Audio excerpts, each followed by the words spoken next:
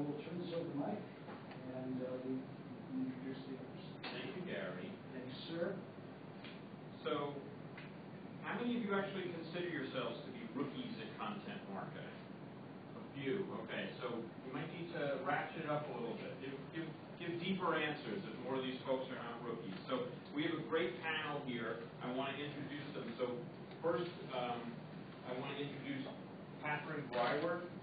She's the head of marketing, content, and communications for Brafton, a content marketing agency that offers end-to-end content marketing from audience-centric strategy and goal development through analytics measurement. She develops, manages, and measures Brafton's cross-channel content marketing strategy from its ongoing industry news articles and blog posts to video content, email newsletters, and infographics. She also collaborates on strategy development for some of Brafton's cross-industry clients. She came to the marketing world by way of new media writing, and she has previous experience working as a web content producer in the business and nonprofit sectors. She's also acted as a web journalist, covering developments in the SEO, social marketing, and new media space. So, Katherine, welcome. To her left, we have Duffy. Patrick's responsible for driving revenue and user growth through the BMobilized reseller and white label partnership program. He's got 12 years of experience in direct sales, partnership sales, product development, and account management, and brings a diverse background to the BMobilized team. Prior to joining BMobilized, Patrick led the direct sales team at Clickable, where he was responsible for driving new revenue for the organization while managing a direct sales team of 12 account executives. Before Clickable, Patrick helped launch a new business targeting the automotive and relocation industry at eBay, responsible for product design, sales strategy, and creating relationships with key customers such as FedEx. Prior to eBay, Patrick sold AdWords, targeting the financial industry at Google, and was a national account manager at Monster.com. He began his career as an early employee at Moving.com, which was acquired by Monster, helping drive their sales and business development initiatives. He's a graduate of Loyola College in Baltimore with a degree in marketing. And to my far left is Michael Marchese, the founder and CEO of Tempesta Media, a leading managed service provider for digital content. He's responsible for corporate strategy, executive team leadership, overall business operations across all company segments, including ContentQuotes.com and ArticleDocument.com. Michael's experience spans nearly 20 years with various strategic and operating positions at companies including Leapfrog Online, Website Story, OCC, and JWT Specialized Communications. As a recognized expert, he served on numerous committees for SEMPO, IAB, and the MMA. So why don't we welcome our panel. Okay, so let's dive right in. Katherine, how do you know what subjects to write about? So what mistakes do people make when they first start out, and how do you find enough to say day after day? Sure. Well, first of all, can everyone hear me all right if I don't use the microphone? Okay. Yeah, I mean, that's a very good question, of course. What you're going to say is the starting point for your content marketing campaign.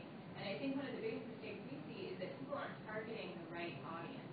They have an idea of what they want their content to be, or they think they know who their audience is, but actually they haven't done the research to confirm that. So the first step is always really researching and targeting your audience. And this can start within your company. Every department has information about who your real audience is. You can start with the sales team or the lead gen team. If you're B2C, start with your store managers and find out about the questions that the actual customers are asking. And you can take this straight through to your customer service or to your account management team. Find out what sort of ongoing problems people have, and that should help clue you in. Another thing to do is to use social media to your advantage here. If you're really new with content and you're really just getting started, you can use that to gauge what other companies in your space are sort of already doing.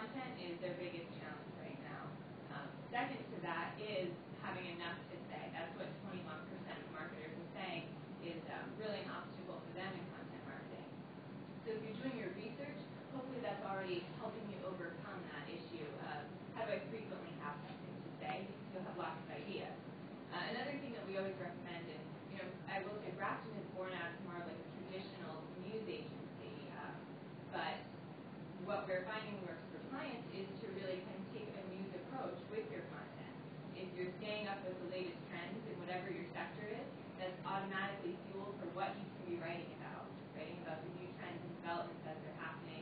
I know in some industries, maybe that sounds like it's more of a challenge, but I think you'd be surprised. We work with one premier machine selling client. They sell tractors, and you'd be surprised at how much people really respond. Their audience really responds to the latest news about farming that makes their tractors really relevant to that audience.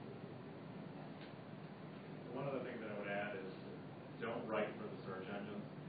A lot of organizations will go and create the content with the search engines in mind, trying to be able to optimize against a specific keyword phrase, what have you. What we have found with the people that we work with is that will backfire on you sooner or later.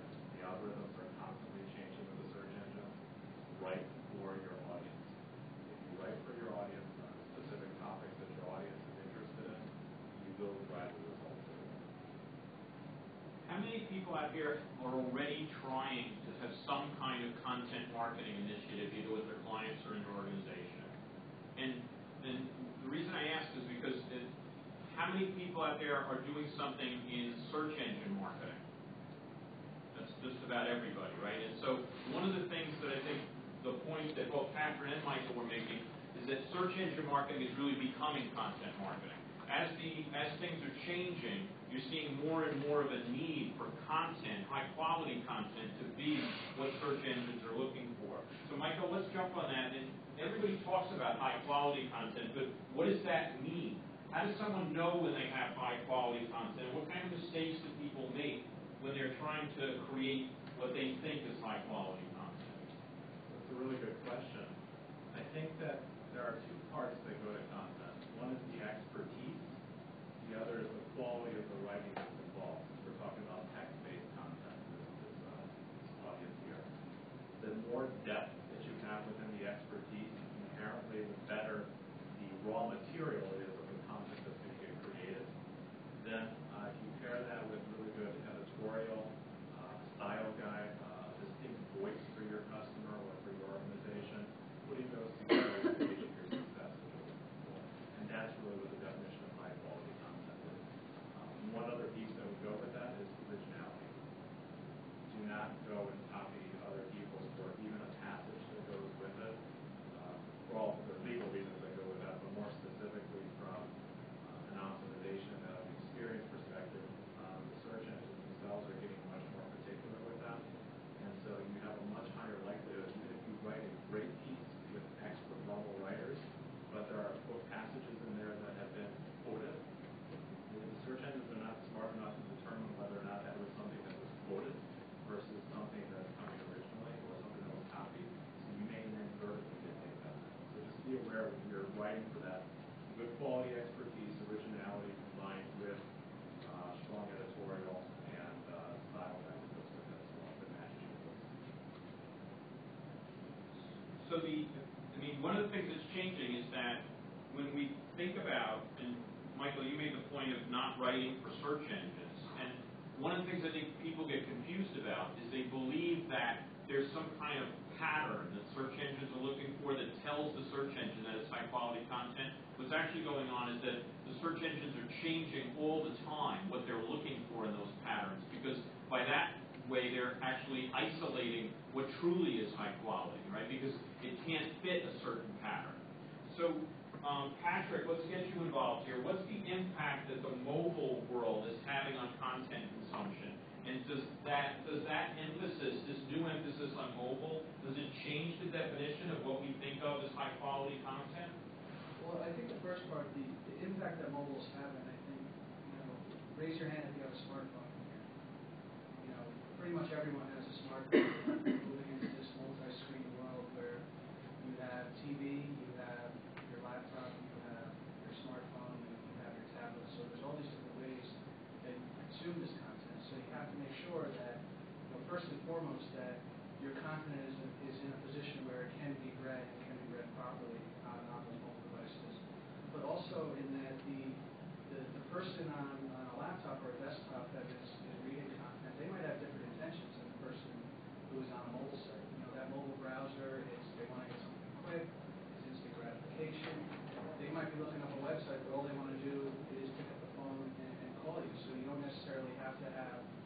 that same content that's on the desktop site, on the mobile site. So it's making sure that you're in front of that person correctly. And, to the second point, I think, you should look at the content in almost in different buckets, where it's not that you have to have different messages, it's just a different way to engage with the customer.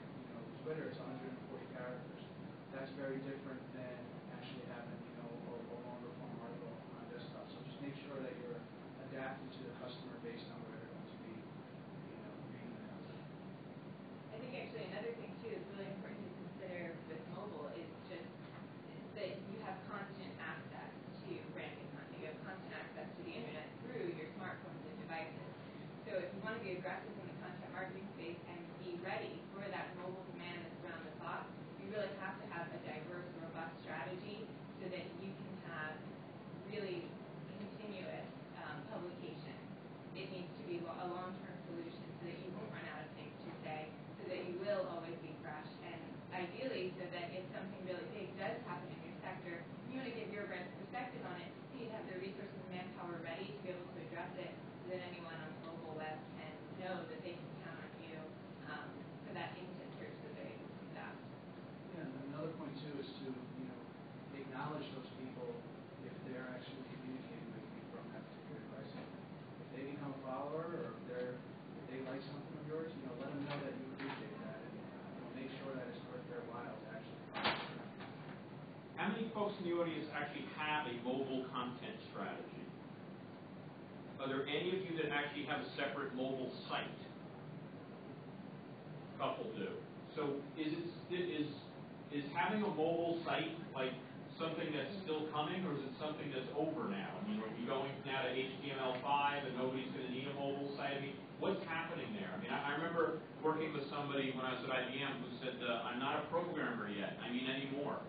And I feel that way about mobile sites, right? I don't have a mobile site yet, I mean anymore, right? And so what is happening with mobile, and is this part of the content strategy, actually understand what you're delivering? Yeah, I think absolutely that, if you don't have a mobile website, you need to have a mobile website that needs to be optimized for that mobile user.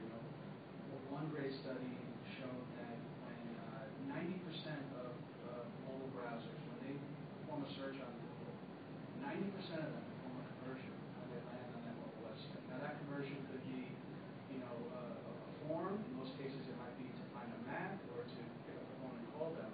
And that versus, a good conversion, or on average, is 5 to 7% on desktop. So, if somebody's on a mobile device and they're looking for you, you want to make sure that they're not squinting and that they can easily get to you. So, less than 10% of all SMBs worldwide have a site that's compatible with mobile. There's a lot of Flash websites that won't convert for mobile. We want that site to load up in 3 seconds. So, I think it's very important. Tell everybody what a conversion is, so that if there's a few people that might not know what it is, that they understand what you're talking about. Yeah, I mean, a conversion can be defined in a few different ways, but ultimately it's what is the goal? If somebody lands on the website, what do you want them to do? Conversion could be downloading a white paper. Conversion could be picking up the phone and calling you. Conversion could be submitting a lead form, watching a video. Whatever your goal is, that's what the conversion is. In some cases, a conversion could be a page view. What's important, whatever the conversion is you need to track it. And there's a lot of different ways that you can track it through regular analytics, through using Google AdWords, but you want to know what drove that conversion, so you make sure that you can get as many as done most cost-effective way possible. And I actually think that conversions and content marketing are sort of often held in separate regard, and that's an often overlooked part of a strategy. If you're producing content as part of a content marketing campaign, part of it is that you need to be ready with responsive CTAs that are really responsive to what you think the intention or interest of that reader on any given page can be, so that you're telling them immediately right on your landing page, right in your article, what the next step is for them. We're seeing also in a lot of scenarios where content is the response mechanism itself. So what's happening there is the white paper or the informative article or whatever that piece is acting as the hook or the valuable insight that they're getting in exchange for giving us email address or what have you.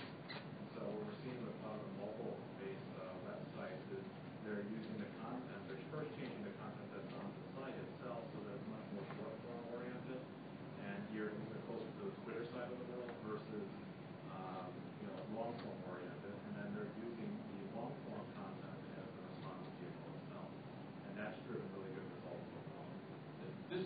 I'm kind of emphasizing conversions a little bit is because if you think about the difference between content marketing and maybe traditional PR, with traditional PR there really isn't any response that people are looking for.